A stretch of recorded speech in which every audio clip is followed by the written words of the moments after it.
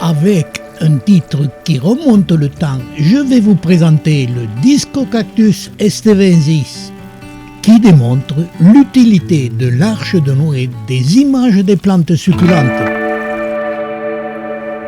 Cette espèce Discocactus estevensis est originaire de l'Amérique du Sud.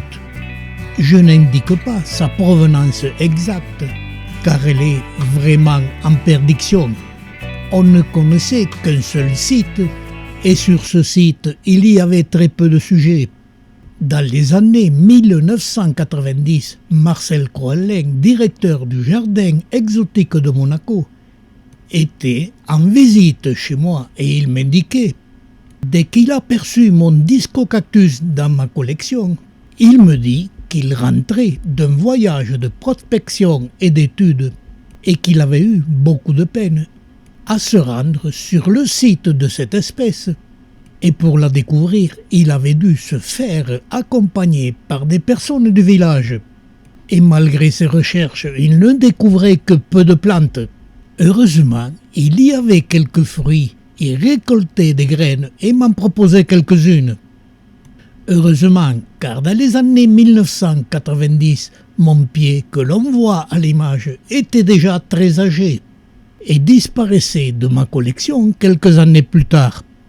La particularité de cette espèce par rapport aux autres Discocactus, ce sont ses aiguillons, qui ne sont pas recourbés sur la plante mais rectilignes.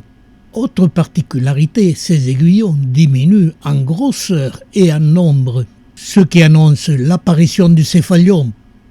Et ils deviennent nombreux, très fins et très longs dans le céphalium, ce qui est un autre critère de l'espèce.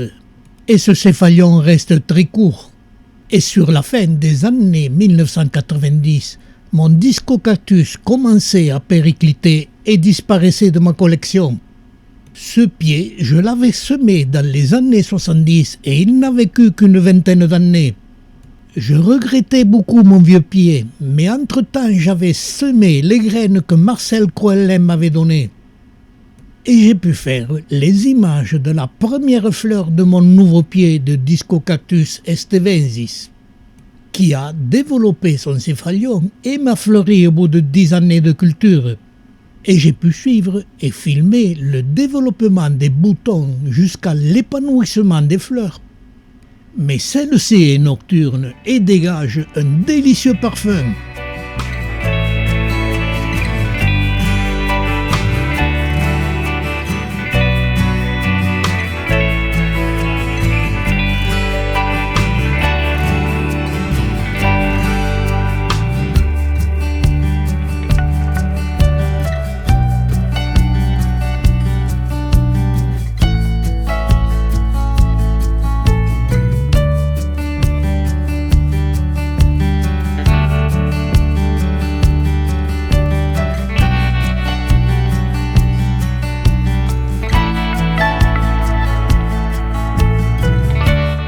Pendant la nuit, on peut réaliser des photos.